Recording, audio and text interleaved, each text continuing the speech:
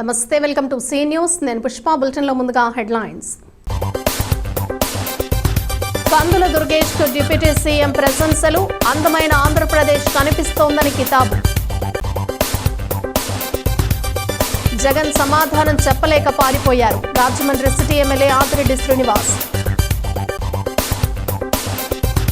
నిరుద్యోగులను నిలువున మోసం చేస్తున్నారు. కూటమి ప్రభుత్వంపై జీవీ సుందర్ మండిపాటు. బొమ్మూరు జెడ్పీహెచ్ లో కలెక్టర్ ఆకస్మిక తనిఖీలు. విద్యార్థులతో మధ్యాహ్న భోజనంపై ఆరా. డిసెంబర్ 1 నుంచి రెల్లికుల జాతర మహోత్సవాలు 5 వారాల పాటు నిర్వహిస్తామన్న కమిటీ ప్రతినిధులు. రాష్ట్ర పర్యాటక, సాంస్కృతిక, సినిమాటోగ్రఫీ శాఖల మంత్రి కందుల దుర్గేష్ పై ఆంధ్రప్రదేశ్ శాసనసభ డిప్యూటీ స్పీకర్ రఘురామకృష్ణరాజు ప్రశంసల జల్లు కురిపించారు. మంత్రి కందుల దుర్గేష్ అసెంబ్లీలో ప్రకటించిన పర్యాటక పాలసీ వింటూ ఉంటే తన కళ్లకు అందమైన ఆంధ్రప్రదేశ్ కనిపించిందంటూ కితాబిచ్చారు. దీంతో మంత్రి సభలో ఆనందంతో ఉబ్బితబ్బిబ్బయ్యారు. మంచి వాగ్దాటి కలిగిన కందుల దుర్గేష్ పర్యాటక శాఖ మంత్రి హోదాలో పర్యాటక పాలసీని అసెంబ్లీలో ప్రవేశపెట్టారు. పర్యాటక రంగంలో రాష్ట్రాన్ని మొదటి స్థానంలో నిలపటమే లక్ష్యంగా పర్యాటక విధానాన్ని రూపొందించినట్లు వెల్లడించారు. శుక్రవారం శాసనసభలో ఆయన పర్యాటక పాలసీపై ప్రకటన చేశారు. రాష్ట్ర పర్యాటక రంగం 90% ఆలయాలపైనే ఆధారపడిందన్నారు. దీంతో పాటు adventure, wellness, eco, agri, village టూరిజాన్ని అభివృద్ధి చేయాలని లక్ష్యంగా పెట్టుకున్నామని పేర్కొన్నారు. విశాఖ, అరకు వ్యాలీ, రాజమహేంద్రవరం, అమరావతి, శ్రీశైలం, తిరుపతి, గండికోటలను యాంకర్ హబ్స్ గా అభివృద్ధి చేయాలనుకున్నామని, విశాఖ, కాకినాడ, మచిలీపట్నం, శ్రీకాకుళం, నెల్లూరులో బీచ్ రిసార్ట్లను అభివృద్ధి చేస్తామన్నారు. గోదావరి, కృష్ణ, కోనసీమ, బ్యాక్ వాటర్ ప్రాంతాలను రివర్ టూరిజం హబ్ అందుబాటులోకి తెస్తామని మంత్రి తెలిపారు. మంత్రి చేసిన ప్రజెంటేషన్పై రఘురామకృష్ణరాజు స్పందిస్తూ త్వరలోనే అన్ని జిల్లాల్లోనూ పర్యాటక ప్రాంతాలను గుర్తించి ఎమ్మెల్యేలు టూరిజాన్ని అభివృద్ధి చేసే సంస్థలతో సమావేశాలు ఏర్పాటు చేద్దామన్నారు. కేంద్ర పర్యాటక శాఖ మంత్రి తనకు స్నేహితుడని, ఇద్దరం కలిసి ఆయన వద్దకు వెళ్లి మంచి ప్రాజెక్టులకు నిధులు తెద్దామని అభినందించారు. మనందరి తరపున కూడా ఆంధ్రప్రదేశ్ రాష్ట్ర ముఖ్యమంత్రి మాన్యశ్రీ చంద్రబాబు నాయుడు గారికి ప్రత్యేకమైనటువంటి ధన్యవాదాలు. కారణం, చాలా కాలంగా ఈ రాష్ట్రంలో పర్యాటక రంగంలో ఉన్నటువంటి వారు కానీ, పర్యాటక రంగం అభివృద్ధి చెందాలని ఆలోచించే వారు కానీ కోరుకుంటున్నటువంటి పర్యాటకానికి పరిశ్రమ హోదా అనేటువంటి అంశానికి ముఖ్యమంత్రి గారు గ్రీన్ సిగ్నల్ ఇవ్వటం, ప్రకటించటం ఇవాళ రాష్ట్రంలో ఉన్నటువంటి పర్యాటక రంగానికి ఒక ఊతం ఇచ్చిందనేటువంటి మాటని సందర్భంగా తెలియజేస్తూ, ఇక మిషన్ వచ్చేటప్పటికి మనం ఆంధ్రప్రదేశ్ని ఒక ఆర్థిక పురోభివృద్ధి సాధించే విధంగాను, అదేవిధంగా ఉపాధి అవకాశాలను కల్పించే విధంగాను, దాంతోపాటు సాంస్కృతిక వైభవాన్ని కొనసాగించే విధంగాను, అదే సమయంలో సుస్థిరమైనటువంటి అభివృద్ధి సాధించే విధంగాను పర్యాటక రంగాన్ని తయారు చేయాలనేటువంటి ఒక మిషన్ తోటి ఈ టూరిజం పాలసీని ఏర్పాటు చేసుకోవడం జరిగింది. మనం ఇప్పుడు ఉన్నటువంటి 4.6% జీవీఏ ఏదైతే ఉందో దాన్ని 28% పెంచాలనేటువంటి ఆలోచన. అదేవిధంగా మొత్తం ఈ పర్యాటక రంగం ద్వారా ఎంప్లాయ్మెంట్ అనేది ఇప్పుడు ఏదైతే 12% ఇస్తుందో ఆ 12% ఉపాధి కల్పనని 15% పెంచాలనేటువంటి ఆలోచన చేస్తా ఉన్నాం. అదేవిధంగా మొత్తం విదేశాల నుంచి వచ్చేటువంటి పర్యాటకులు ఈ భారతదేశంలోకి వచ్చేటువంటి రాష్ట్రాల్లో టాప్ 10 స్టేట్స్ ఏవైతే ఉన్నాయో అందులో ఒకదానిగా ఆంధ్రప్రదేశ్ పర్యాటక రంగాన్ని తయారు చేయాలంటే ఆలోచన చేస్తా ఉన్నాం. అదేవిధంగా ఇవాళ ఒక టూరిస్ట్ ఇక్కడికి వచ్చిన తర్వాత పర్యాటక రంగంలో ఖర్చు పెట్టేటువంటి డబ్బుని 1700 రూపాయల నుంచి ఒక్కొక్క పర్యాటకుడు కూడా 25,000 రూపాయల వరకు ఖర్చు పెట్టే విధంగా ఆ రకమైన సదుపాయాలను ఇక్కడ ఏర్పాటు చేయాలనేటువంటి ఆలోచన కూడా చేస్తా ఉన్నాం. దాంతోపాటు మనం ఇవాళ 1-2 రోజులకు పరిమితం అవుతున్నటువంటి పర్యాటకులు కనీసంగా అక్కడికి వచ్చిన తర్వాత 5 రోజుల పాటు ఉండే విధంగా చూడడానికి వీలుగా ఉండేటువంటి అనేక ప్రదేశాలను ఏర్పాటు చేసి సర్క్యూట్లను ఏర్పాటు చేయాలనేటువంటి ఆలోచన చేస్తా ఉన్నాం.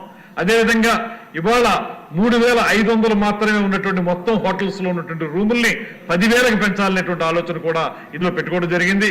అదేవిధంగా ఇవాళ మనం పీపీపీ అనేటువంటి పద్ధతిని ఏదైతే చెప్తున్నామో పబ్లిక్ ప్రైవేట్ పార్ట్నర్షిప్ అనేది, దాని ప్రకారంగా ప్రైవేట్ పార్ట్నర్స్ ఇన్వెస్ట్మెంట్ 25,000 కోట్ల వరకు పెంపొందించాలనేటువంటి ఆలోచన కూడా దీని ద్వారా చేయడం జరుగుతుంది.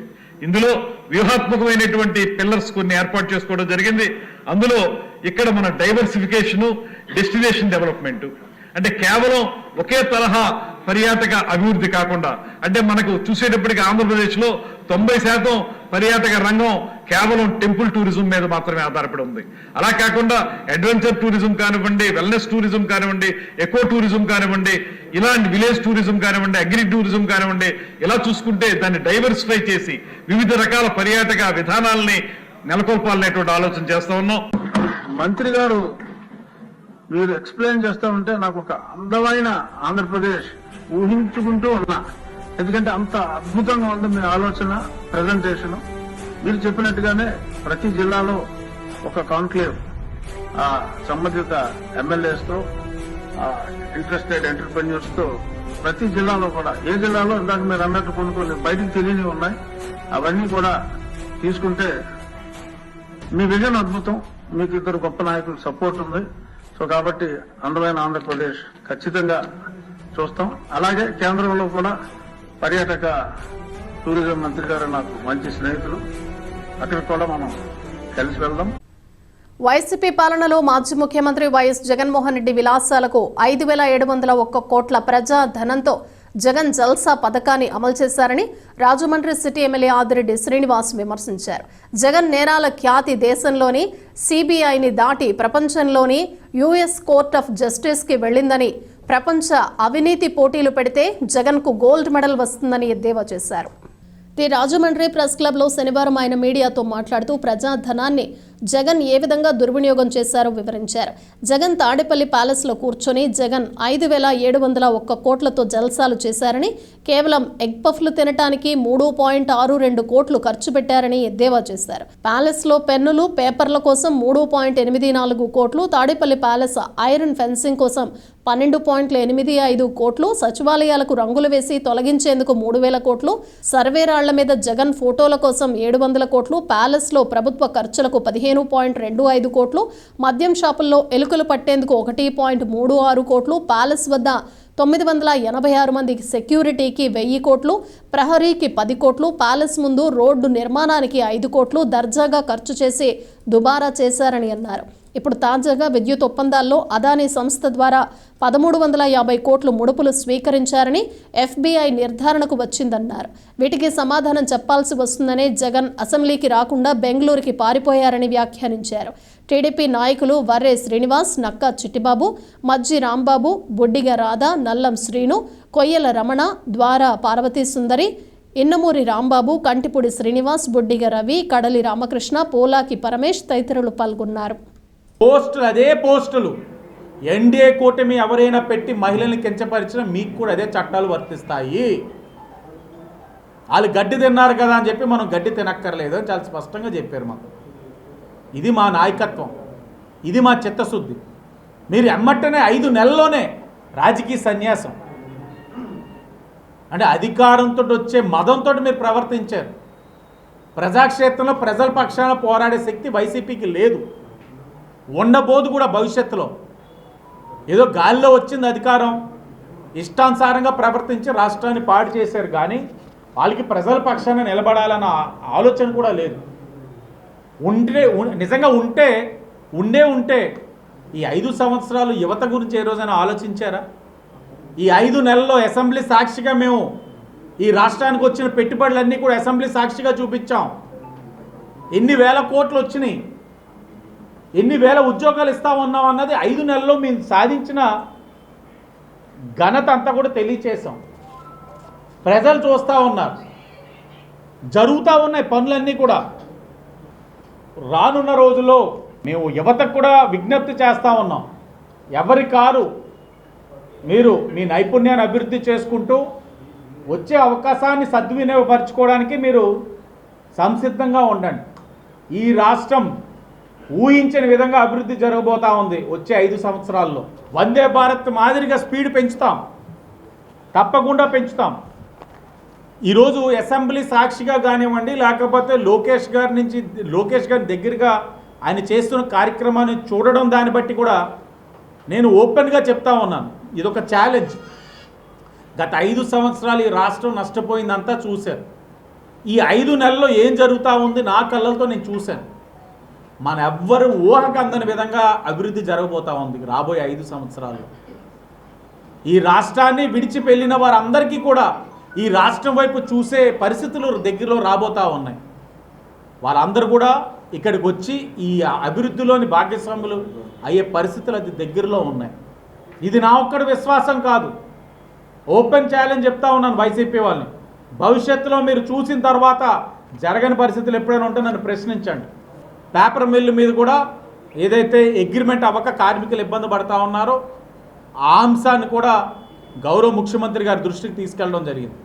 వైసీపీ ఉన్నప్పుడు ఎందుకు అగ్రిమెంట్ అవ్వలేదనంటే సూట్ కేసులు వచ్చినాయి, వైసీపీ ప్రజాప్రతినిధులకి మేనేజ్మెంట్కి ఒత్తాసు పలికారు.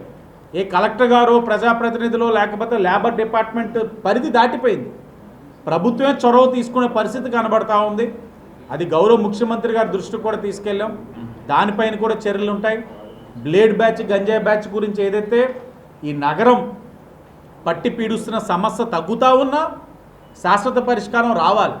2027లో పుష్కరాలు వస్తూ ఉన్నాయి. 10 కోట్ల ప్రజానికాన్ని ఇక్కడ వస్తూ ఉన్నప్పుడు ఇక్కడ శాంతి భద్రతల పైన చాలా క్లారిటీగా ఉండాలి. ఆ పరిస్థితులు కూడా అక్కడ డిస్కస్ చేయడం జరిగింది. టూరిజం మీద కూడా మాట్లాడడం జరిగింది. రాజమహేంద్రవరంకి అవసరమైన ప్రతి అంశం పైన డిస్కస్ చేసాం. అసెంబ్లీకి రాకపోతే రాజీనామా చేయమని చెప్పి కాంగ్రెస్ అధ్యక్షురాలు అలాగే మన వైఎస్ఆర్ కాంగ్రెస్ పార్టీ అధ్యక్షుడు జగన్మోహన్ రెడ్డి ప్రియమైన సోదరిమణి గారు కూడా అడగడం జరిగింది. రాకపోతే రెసిగ్నేషన్ ఇచ్చేయండి. ఆవిడ అడిగిన దాంట్లో ముమ్మాటికి వాస్తవం ఉంది. ప్రజలు ఎన్నుకుంది వారి యొక్క సమస్యలను వెళ్ళి శాసనసభలో మాట్లాడతారని.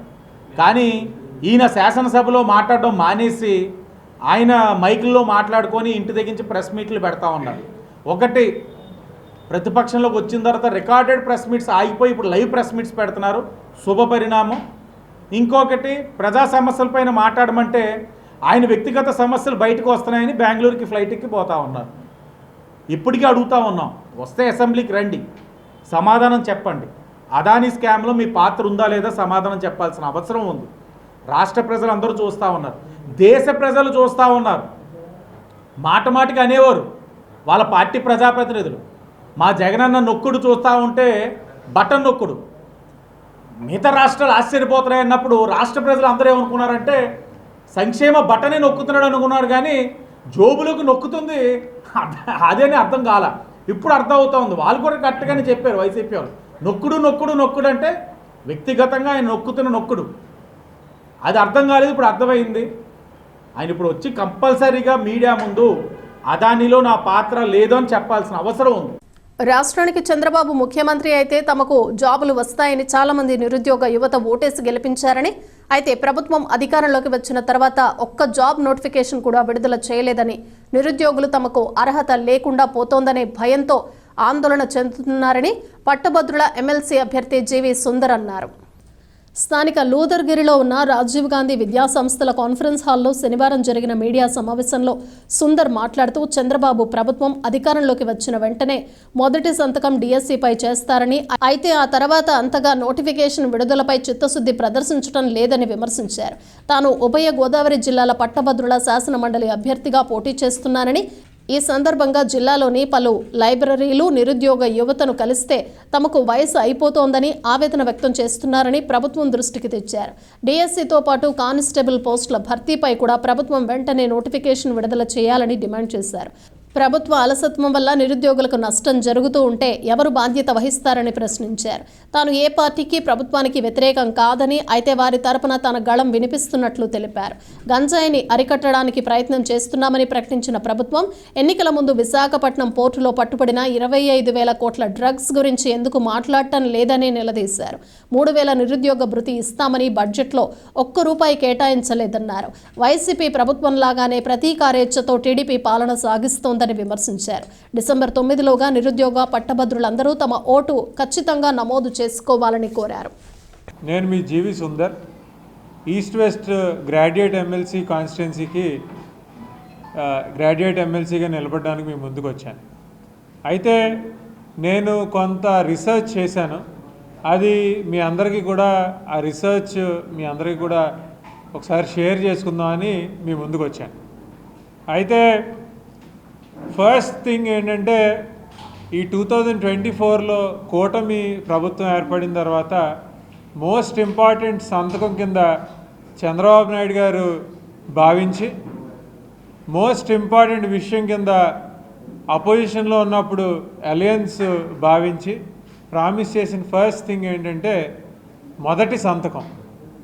చంద్రబాబు నాయుడు గారు మొదటి సంతకం పెట్టింది డిఎస్సి, మెగా డిఎస్సి మీద. మరి మెగా డిఎస్సి మీద ఆయన సంతకం పెట్టడం వరకే పరిమితం అయ్యారు తప్పితే ఇప్పుడు వరకు కూడా దానికి నోటిఫికేషన్ కానీ ఏమీ ఇవ్వలేదు. సో ఆ నోటిఫికేషన్ ఎంత గమ్మున వీలైతే అంత గమ్మున ఇమ్మని ఈ ప్రెస్ మీట్ ద్వారా ఆయన డిమాండ్ చేస్తున్నాను. లైబ్రరీస్ దగ్గరికి, నిరుద్యోగుల దగ్గరికి తిరుగుతూ ఉంటుంటే వాళ్ళు ఒకటే అడుగుతున్నారు. 2018లో ఒక నోటిఫికేషన్ వచ్చింది, దానికి ఒక ఏజ్ ఎలిజిబిలిటీ క్రైటీరియా ఉంది. 2018 తర్వాత ఆ టైంలో ఓసీస్కి అయితే 30 years అని, ఎస్సీస్కి అయితే 35 years అని ఎలిజిబిలిటీ క్రైటీరియా వచ్చింది. మరి ఇప్పుడు మళ్ళా ఇప్పుడు వరకు కూడా నోటిఫికేషన్ ఇవ్వలేదు. మరి అప్పుడు మేము పేపర్కి 750 రూపాయలు చొప్పున మేము ఫీజు కట్టున్నాం. మా ఎలిజిబిలిటీ ఈ నోటిఫికేషన్ ప్రకటించడంలో అలసత్వం ప్రకటిస్తున్న గవర్నమెంట్స్ వల్ల మా ఎలిజిబిలిటీ పోతుంది, దానికి ఎవరు రెస్పాన్సిబిలిటీ అని అడుగుతున్నారు. స్టూడెంట్స్ దగ్గర గవర్నమెంట్స్ ఫీజు తీసుకుంటున్నాయి. మరి ఈ అలసత్వం వల్ల ఎలిజిబిలిటీ క్రైటీరియా పోగొట్టుకుంటున్న స్టూడెంట్స్కి ఎవరు రెస్పాన్సిబిలిటీ అని నేను అడుగుతున్నాను. మీరు వ్యవస్థలను క్రియేట్ చేసి ఎడ్యుకేషన్ ఇన్ఫ్రాస్ట్రక్చర్ని సరిగ్గా డెవలప్ చేస్తే ఎందుకంటే ఇక్కడి నుంచి మెజారిటీ అంటే ఇండియా నుంచి అమెరికా వెళ్ళిపోతున్న విద్యార్థుల్లో మెజారిటీ ఆఫ్ ద విద్యార్థులు తెలుగు వాళ్ళు ఉన్నారని చెప్పడానికి మీరు గర్వపడకూడదు సార్, మీరు సిగ్గుపడాలి. మీరు proper amenities, proper educational institutes ఇక్కడ క్రియేట్ చేస్తుంటే ఇక్కడి నుంచి విద్యార్థులు బయటికి వెళ్ళరు. సో మనం ఇది గర్వపడే విషయం కాదని చాలా హంబుల్గా ఈరోజు చంద్రబాబు నాయుడు గారికి చెప్పదలుచుకున్నాను. రాజమహేంద్రవరం రూరల్ బొమ్మూరు జిల్లా పరిషత్ ఉన్నత పాఠశాలను జిల్లా కలెక్టర్ ప్రశాంతి ఆకస్మికంగా తనిఖీ చేశారు. కలెక్టర్ పాఠశాలకు వచ్చే సమయానికి మధ్యాహ్న భోజన విరామం ప్రకటించడంతో చాలా మంది అక్కడే భోజనాలు చేస్తున్నారు. నేరుగా వారి వద్దకు వెళ్లి భోజనంలో అందిస్తున్న మెనూ, వాటి రుచి, నాణ్యతపై వారిని ప్రశ్నించి సమాధానాలు రాబట్టారు. ఈ సందర్భంగా కలెక్టర్ మాట్లాడుతూ ప్రభుత్వ పాఠశాలల్లో అందజేసే మధ్యాహ్న భోజన పథకాన్ని అమలు చేయడంలో శుభ్రత పాటించడానికి ప్రాధాన్యత ఇవ్వాలని ఆదేశించారు. మధ్యాహ్న భోజన పథకం ద్వారా అందజేస్తున్న వాటి వివరాలు తెలుసుకున్నారు. ఆరుబయట విద్యార్థులు భోజనాన్ని తీసుకోవడంపై వివరాలు తెలుసుకుని పరిశుభ్రమైన వాతావరణంలో విద్యార్థులు భోజనాన్ని అందచేయాలన్నారు. కూర్చొని ఆహారం తీసుకోవాలని విద్యార్థులకు సూచించారు. 10వ తరగతి విద్యార్థులకు అందజేసే బోధన సంబంధ అంశాలను ప్రస్తావించడం జరిగింది. వంటశాల, పిల్లలు ఆహారం తీసుకునే ప్రాంతాలలో శానిటేషన్ నిర్వహణ విషయంలో అత్యంత జాగ్రత్తగా ఉండాలని ఆదేశించారు. వేడివేడిగా ఆహార పదార్థాలను పిల్లలకు వడ్డించాలని ఆదేశించారు. కలెక్టర్ వెంట జిల్లా పాఠశాల విద్యాధికారి కె వాసుదేవరావు తదితరులు పాల్గొన్నారు. రెల్లి కులానికి గ్రామ దేవతలుగా ఉన్న శ్రీ వడ్డి పోలమాంబ, కుంచమాంబ 108వ రెల్లి కుల జాతర మహోత్సవాలను డిసెంబర్ 1 నుంచి జనవరి 7వ తేదీ వరకు ఘనంగా నిర్వహించేందుకు ఏర్పాట్లు చేస్తున్నట్లు జాతర కమిటీ అధ్యక్షుడు అల్లం పోలయ్య వెల్లడించారు. ఈ మేరకు శనివారం జాతర మహోత్సవాల గోడ పత్రికను ఆవిష్కరించారు. ఈ సందర్భంగా స్థానిక అశోక్ నగర్ రెల్లి వీధిలో ఉన్న కమ్యూనిటీ హాల్లో జరిగిన మీడియా సమావేశంలో అల్లం పోలయ్యతో పాటు గౌరవ అధ్యక్షుడు చెన్న వీరభద్రరావు, ముత్యాల శివ మాట్లాడారు. 1న గంగాలమ్మ జాతర, 2న నీళ్ల భవాట, 10న ఆకాశ దీపాలు, 14న సత్తెమ్మ తల్లి బోనాల జాతర, 15న మరిడమ్మ తల్లి బోనాల జాతర, 16న దేవాలయం నుంచి అమ్మవార్లకు రంగులు వేయటానికి తీసుకుని వెళ్ళుట, 18న రాత్రి పూల ఘటం, 19న చల్లఘటం, 23న అమ్మవారిని ఊరేగింపుగా ఆలయం వద్దకు చేర్చడం జరుగుతుందన్నారు.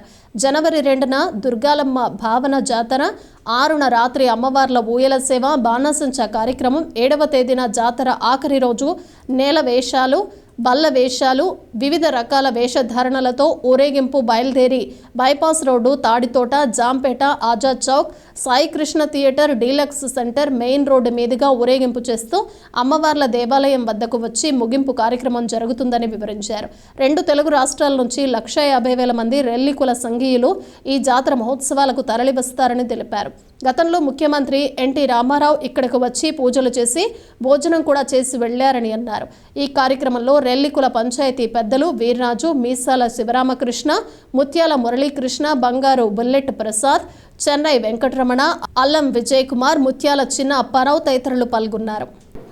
రాజమహేంద్రవరం రెల్లి వీధిలో వెలసి ఉన్న శ్రీ శ్రీ శ్రీ ఒడ్డి పోలమాంబ కుంచమాంబ 108వ జాతర మహోత్సవములు 1/12/2024 నుండి 7/1/2025 వరకు 5 వారములు జాతర మహోత్సవములు జరుగును. 1/12/2024 తేదీన గంగాలమ్మ జాతరతో ప్రారంభమగును. అలాగే 2/12/2024 తేదీన నీలబావట జాతర జరుగును. అలాగే 10/12/24 తేదీన ఆకాశ దీపములు జరుగును. 14/12/2024 తేదీన పూలఘట్టము జరుగును. అలాగే 19/12/2024 తేదీన చల్లఘట్టము జరుగును. అలాగే 23/12/2024 తేదీన శ్రీ అల్లం పాలయ్య గారి ఇంటి వద్ద నుండి అమ్మవార్లను ఊరేగించి ఆ రోజు రాత్రి దేవాలయములకు చేర్చుట జరుగును. మా పూర్వీకుల నుండి ఈ జాతర మేము చేసుకుంటూ వస్తున్నాము. ఇది ఈ అమ్మవార్ల వల్ల మా జాతి 50 మంది ఆంధ్రప్రదేశ్లో ఉన్న ప్రతి ఒక్కరూ కూడా ఈ జాతర చూడడానికి ప్రతి ఒక్కరూ వస్తారు. అలాగే వారికి కావలసినటువంటి వాతావరణాన్ని మా కమిటీ తరపున వారికి మేము చూడడం జరుగుతుంది. అలాగే చుట్టుపక్కల ప్రజలు కూడా ఈ జాతర అంటే మంచి ఇంట్రెస్ట్గా వచ్చి ఈ జాతరను చూడడానికి జాతి 50 మంది వచ్చి ఈ కార్యక్రమంలో పాల్గొంటారని. సోలార్ విద్యుత్ కొనుగోలు ఒప్పందంలో అదానీ నుండి మాజీ ముఖ్యమంత్రి జగన్మోహన్ రెడ్డి ముడుపులు అందుకున్న వ్యవహారంతో రాష్ట్ర ప్రతిష్ట అంతర్జాతీయ స్థాయిలో దెబ్బతినిందని పీసీసీ మాజీ అధికార ప్రతినిధి కొవ్వూరి శ్రీనివాస్ ఆందోళన వ్యక్తం చేశారు. జగన్ అసెంబ్లీకి వచ్చి సమాధానం చెప్పే వరకు కాంగ్రెస్ పార్టీ నిలదీస్తూనే ఉంటుందని స్పష్టం చేశారు. స్థానిక టీ నగర్లోని ఆయన కార్యాలయంలో శనివారం జరిగిన విలేకరుల సమావేశంలో కొవ్వూరి మాట్లాడుతూ సోలార్ విద్యుత్ కొనుగోలు ఒప్పందాల్లో జరిగిన అవకతవకలపై అమెరికాకు చెందిన ఫెడరల్ బ్యూరో ఆఫ్ ఇన్వెస్టిగేషన్ సంస్థ దర్యాప్తులో అదానీ నుండి జగన్ ప్రభుత్వం ముడుపులు తీసుకున్నట్లు తేటతెల్లమైందన్నారు. ఈ అంశంపై దర్యాప్తు చేస్తామని ఎన్డీఏ కూటమి ప్రభుత్వం ప్రకటించిందన్నారు. విద్యుత్ కొనుగోలు ఒప్పందంలో వచ్చిన ఆరోపణలపై జగన్మోహన్ రెడ్డి అసెంబ్లీకి వచ్చి సమాధానం ఇవ్వాలని డిమాండ్ చేశారు. దోచుకున్న డబ్బులను విజయసాయిరెడ్డి వంటి ఆర్థిక సలహాదారుల సహకారంతో అమెరికా నుండి బాండ్ల రూపంలో తెచ్చుకున్నారని ఆరోపించారు. జగన్ రెడ్డి అవినీతి వ్యవహారాలను బయటపెడుతూ ఉంటే పీసీసీ అధ్యక్షురాలు షర్మిలారెడ్డి ఆమె తల్లిని వైసీపీ నేతలతో తిట్టిస్తున్నారని మండిపడ్డారు. రాష్ట్ర ప్రజల ప్రయోజనాల కోసమే షర్మిల నిరంతరం పనిచేస్తున్నారని అన్నారు. మీ అవినీతిని నిగ్గుతేల్చే వరకు షర్మిలారెడ్డి కాంగ్రెస్ పార్టీ నిద్రపోదన్నారు. మోడీ యొక్క బినామీలను పిలువబడే అదానీలు ఈ రోజున అమెరికాలో దొరికిపోయి అంటే ఈ జగన్ గారికి ఇచ్చే లంచాన్ని కూడా అమెరికాలో బాండ్ల రూపంలో వసూలు చేసే కార్యక్రమంలో అక్కడ ఆ చట్టాన్ని ఉల్లంఘించడం వల్ల ఈరోజు అక్కడ బ్యూరో ఆఫ్ ఇన్వెస్టిగేషన్ వీళ్ళ మీద ఇన్వెస్టిగేషన్ చేసి వీళ్ళ ఫోన్లు కూడా మొత్తం పరిశీలించి ఈ అదానీలు ఈ అంబానీలు ఈ జగన్ ఎప్పుడెప్పుడు కలిశారు, ఎంతెంత లంచాలు ఇవ్వజూపారు, దేనికి ఇవ్వజూపారనే నిగ్గుని తెస్తూ ఉన్నారు. ఇవాళ చూస్తే మన సోలార్ ఎనర్జీ రాష్ట్రంలో దేశంలో సోలార్ ఎనర్జీ అతి తక్కువ రేట్లుగా వస్తూ ఉంటే ఈ అదానీల లాభాల కోసం 20 సంవత్సరాల్లో 2 బిలియన్ వేల కోట్ల రూపాయల సంపాదన ఆర్జించడం కోసం స్కెచ్ చేసుకుంటే దానికి మన రాష్ట్రం బలైపోయింది. వాళ్ళ రేటు తక్కువకి వస్తూ ఉన్నాయి, మనం కొనుగోలు చేయొచ్చు, రేటు ఎందుకు ఎక్కువ పెట్టాలి అని చెప్పేసి అధికారులు ఆపారు ఛానళ్ళు. కానీ 2021లో సెప్టెంబర్, అక్టోబర్, నవంబర్ 3 తేదీల్లో 3 నెలల్లో 3 తేదీల్లో ఈ అదానీలు జగన్ గారిని కలవటం, ఇది కూడా అమెరికా బ్యూరో ఇన్వెస్టిగేషన్ తేల్చింది ఏంటంటే వీళ్ళొక సీక్రెట్స్ కోడ్ వాడుకున్నారు. ఈ పేర్లు కూడా ఫోన్లు మాట్లాడుకునేటప్పుడు కానీ వ్యవహారం చేసేటప్పుడు కానీ ఇలా కోడ్స్ పెట్టుకొని మార్చుకొని టోటల్గా 1750 కోట్ల రూపాయలని ఇవాళ జగన్కి లంచంగా చూపి ఈ రోజున సోలార్ ఎనర్జీని సర్వనాశనం చేశారు. ఈ సోలార్ ఎనర్జీ అతనికి ముట్టింది 1750 కోట్లే, కానీ రాష్ట్రంలో ఈరోజు 72,000 కోట్ల నష్టాన్ని చూపించింది. చాలా తప్పని మేము దాన్ని భావిస్తూ ఉన్నాం. ఇవాళ మేము ఎన్డీఏలో ఉన్న మోడీ గారి సలహా లేకుండా, ఆ సంప్రదింపులు లేకుండా అదానీలు జగన్ అదానీ దగ్గరికి వెళ్ళే పరిస్థితి లేదన్న సంగతి మీకు తెలుసు. కాబట్టి ఈ దేశ భవిష్యత్తుని, ఈ రాష్ట్ర భవిష్యత్తుని రక్షించాలంటే అర్జెంటుగా దీని మీద నిగ్గు తేల్చాలి. వెంటనే మనం మోడీ మీద కూడా ఆయన పాత్ర ఏంటనేది నిగ్గు తేల్చాల్సిన అవసరం ఎంతైనా ఉందని తెలియజేస్తా ఉన్నాను. ఎవరో చంద్రబాబు నాయుడు గారు ఖచ్చితంగా మేము దీని మీద నిగ్గు తేలుస్తాం, మేము తప్పు చేసిన వాళ్ళని ఎవరిని వదలం అని. చాలా సంతోషం. ఆ బాధ్యత మీకు కూడా ఉంది. ఎందుకంటే వీటన్నిటి మీద కూడా మీరు గతంలో మీరు ప్రతిపక్షంగా ఉన్నప్పుడు కాస్త కోస్త పోరాటాలు చేసిన వాళ్ళే, బాధలు పడ్డవాళ్ళే. కానీ ఇక్కడ మీ ఎన్డీఏలో ఉన్నటువంటి మోడీ గారి గురించి మీరు మాట్లాడకపోవటం. పవిత్ర కార్తీక మాసోత్సవం సందర్భంగా రాజమహేంద్రవరంలో వెంచేసి ఉన్న దక్షిణ కాశీగా పేరుగాంచిన శ్రీ ఉమాకోటిలింగేశ్వర స్వామి ఆలయంలో దేవస్థాన అర్చకుడు కొడమంచులి వీరేష్ శర్మ ఆధ్వర్యంలో శ్రీ ఉమాకోటిలింగేశ్వర స్వామివారి పాశుపత శ్రీరుద్ర సహిత శతచండీ యాగంతో పాటు 108 మంది సువాసినులచే భువనేశ్వరీదేవికి కుంకుమార్చనలు నిర్వహిస్తున్నారు. శనివారం ఆలయం కళ్యాణ మండపంలో జరిగిన ఈ సువాసిని పూజల్లో దంపతులు పెద్ద ఎత్తున పాల్గొన్నారు. ఉదయం 8 గంటలకు గోపూజ, విఘ్నేశ్వర పూజ, పరమశివుడికి మహాన్యాసపూర్వక అఘోర పాశుపత ఏకాదశ రుద్రాభిషేకం, నవగ్రహాలకు అఘోర పాశుపత మృత్యుంజయ అభిషేకం, సహస్ర బిల్వార్చన జరిగింది. వీరేష్ శర్మ మాట్లాడుతూ స్వామి అమ్మవార్లకు వైభవపేతంగా పూజాది కార్యక్రమాలు నిర్వహిస్తున్నట్లు తెలిపారు. కుంకుమ పూజల్లో పాల్గొనే భక్తులకు అన్నప్రసాద వితరణ ఉంటుందన్నారు. భక్తులందరూ ఈ పూజల్లో పాల్గొని స్వామివారి కృపకు పాత్రులు కావాలని ఆకాంక్షించారు. దీంతో పాటు కార్తీక మాసం సందర్భంగా ఆలయంలో జరుగుతున్న ప్రత్యేక పూజలు, అభిషేకాల్లో భక్తులు విరివిగా పాల్గొని స్వామివారి తీర్థ ప్రసాదాలు స్వీకరించాలని విజ్ఞప్తి చేశారు. ఈరోజు ఉదయం 8 గంటలకు గోపూజ మొదలయ్యి తర్వాత వినాయక పూజ, మహాన్యాసము జరిగింది. తదనంతరము చండీపారాయణ, శతచండీపారాయణ జరుగుతోంది.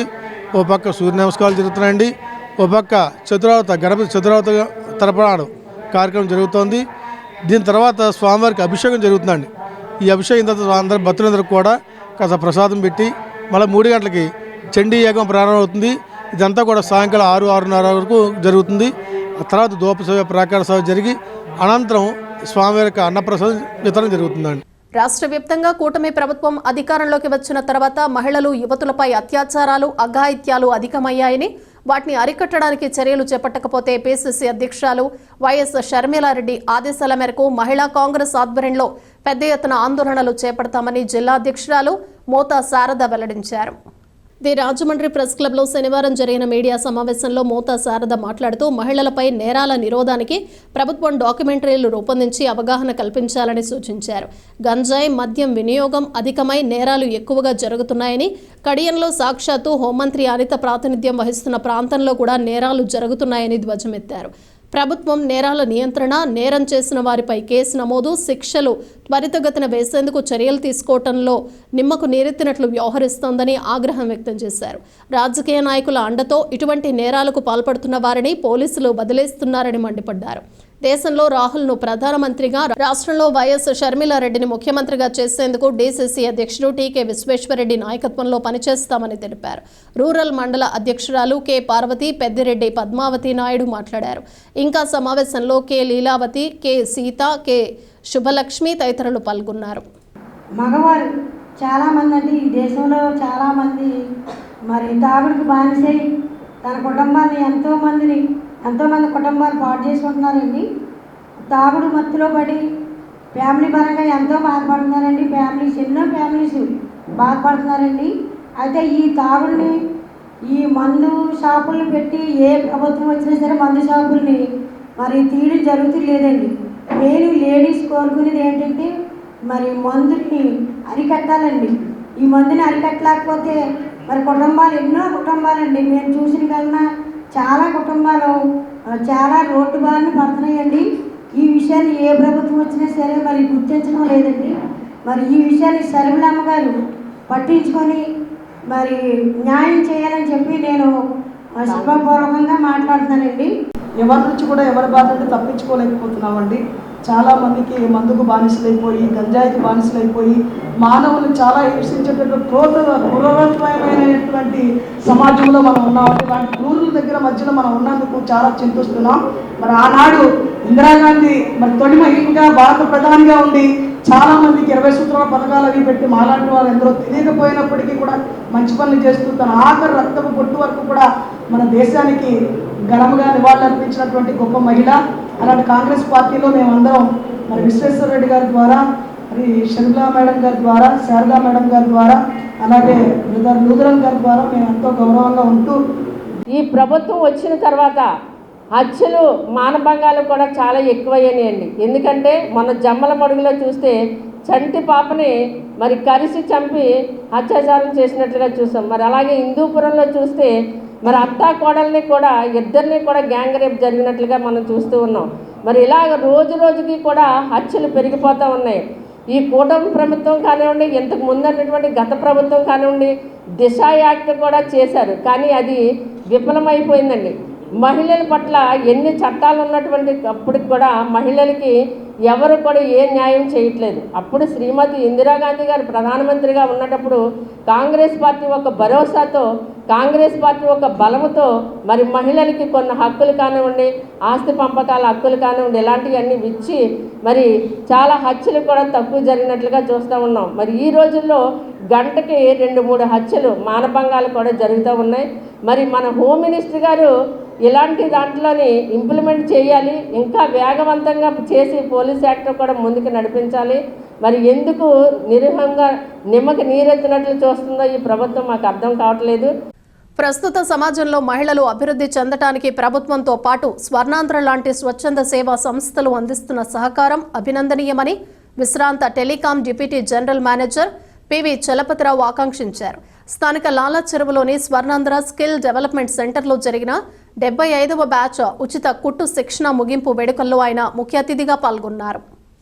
ఈ సందర్భంగా చలపతిరావు మాట్లాడుతూ ఓ మనిషి ఎదుగుదలలో నిరంతరం కృషి, పట్టుదల, అందుబాటులో అవకాశాలు ఉపయోగపడతాయన్నారు.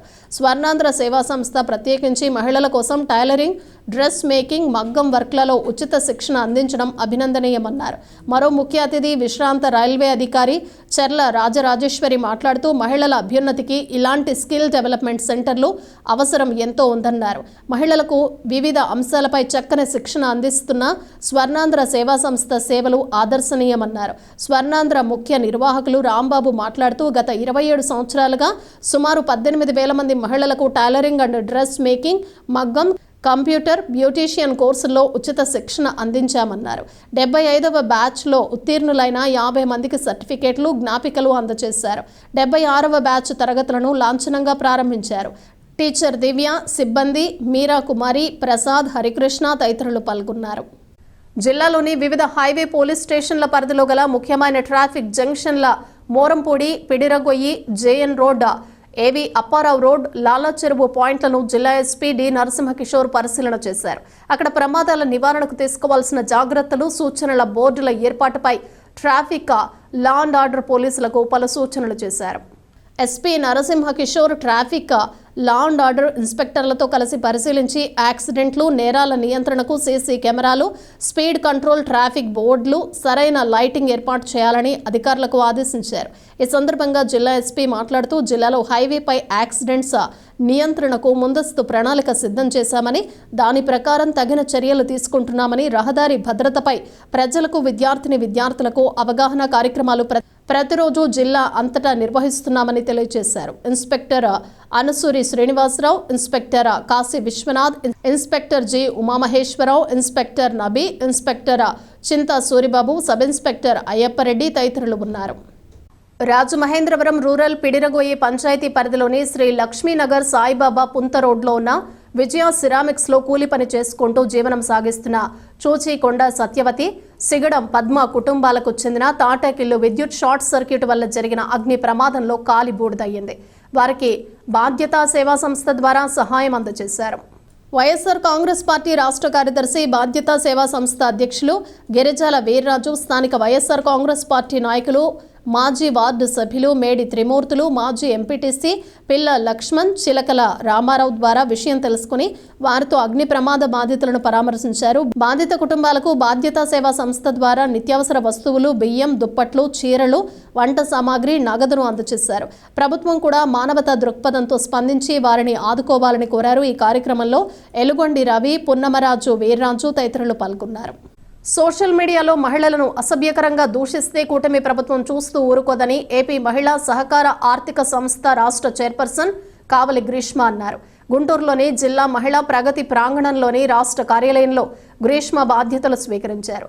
రాష్ట్రంలో మహిళలు, యువతకు అండగా నిలబడతామన్నారు. ఈ సందర్భంగా ఆమె తల్లి, ఉమ్మడి ఆంధ్రప్రదేశ్ రాష్ట్ర శాసనసభ మాజీ స్పీకర్ కె ప్రతిభా భారతి కూడా ఈ కార్యక్రమంలో పాల్గొన్నారు. అనంతరం గ్రీష్మ మీడియాతో మాట్లాడుతూ ఈ పదవిలో ఉన్నంత కాలం మహిళల అభ్యున్నతికి, ఆర్థిక స్వావలంబనకు కృషి చేస్తానని తెలిపారు. సోషల్ మీడియాలో పోస్టుల వల్ల ఒక మహిళగా ఎంతో ఆవేదన అనుభవించానని తెలిపారు. గత వైకాపా ప్రభుత్వం తనను ఎన్నో ఇబ్బందులకు గురిచేసిందని, చంద్రబాబు, లోకేష్ అండతో తట్టుకుని నిలబడ్డానన్నారు. వైకాపా నేతల అసభ్యకర రాతలకు బుద్ధి చెప్పేలా కూటమి ప్రభుత్వం పనిచేస్తుందన్నారు. తనకు పదవి ఇచ్చిన రాష్ట్ర ముఖ్యమంత్రి చంద్రబాబు, ఉప ముఖ్యమంత్రి పవన్ కళ్యాణ్, మంత్రి నారా లోకేష్లకు కృతజ్ఞతలు తెలియజేశారు. నేను 4వ తరం రాజకీయ నాయకురాలని మా ఇంట్లోని. అలాంటిది ఫస్ట్ మెరిట్ చూసి తర్వాతే పొలిటికల్గా షైన్ అవ్వాలి అన్న దృష్టితోటి మా అమ్మగారు నన్ను చిన్నప్పటి నుంచి పెంచడం జరిగింది. నాకు ఈరోజు చాలా సంతోషంగా ఉంది. ఈరోజు నన్ను బ్లెస్ చేయడానికి మా అమ్మగారు వచ్చారు, మా అత్తగారు వచ్చారు. ఇది నాకు చాలా ఆనందకరంగా ఉంది. నేను ఫస్ట్ ఆఫ్ ఆల్ ముఖ్యమంత్రి గారికి, నారా చంద్రబాబు నాయుడు గారికి ఈ అవకాశం ఇచ్చినందుకు నేను కృతజ్ఞతలు తెలుపుకుంటున్నాను. అలాగే లోకేష్ అన్నకి చాలా చాలా థ్యాంక్స్ చెప్తున్నాను. ఎందుకంటే లాస్ట్ 5 years నుంచి నేను చాలా సబ్జెక్ట్స్ మీద పోరాడాను, చాలా సబ్జెక్ట్స్ గురించి మాట్లాడాను. అంటే పార్టీలో జరుగుతున్న ఏదైతే లాస్ట్ ప్రభుత్వం ఏదైతే మమ్మల్ని పార్టీగా తొక్కేద్దాం అన్న వాటి సబ్జెక్ట్ గురించి నేను చాలా మాట్లాడాను. బట్ యాజ్ ఎ ఉమెన్ నేను చాలా సఫర్ అయ్యాను. మీకు తెలుసు సోషల్ మీడియాలోని. బులెటిన్ ముగించే ముందు హెడ్లైన్స్ మరోసారి. కందుల దుర్గేష్ కు డిప్యూటీ సీఎం ప్రశంసలు, అందమైన ఆంధ్రప్రదేశ్ కనిపిస్తోందని కితాబు. జగన్ సమాధానం చెప్పలేక పారిపోయారు, రాజమండ్రి సిటీ ఎమ్మెల్యే ఆదిరెడ్డి శ్రీనివాస్. నిరుద్యోగులను నిలువునా మోసం చేస్తున్నారు, కూటమి ప్రభుత్వంపై జీవీ సుందర్ మండిపాటు. బొమ్మూరు జెడ్పీహెచ్ లో కలెక్టర్ ఆకస్మిక తనిఖీలు, విద్యార్థులతో మధ్యాహ్న భోజనంపై ఆరా. డిసెంబర్ 1 నుంచి రెల్లికుల జాతర మహోత్సవాలు 5 వారాల పాటు నిర్వహిస్తామన్న కమిటీ ప్రతినిధులు.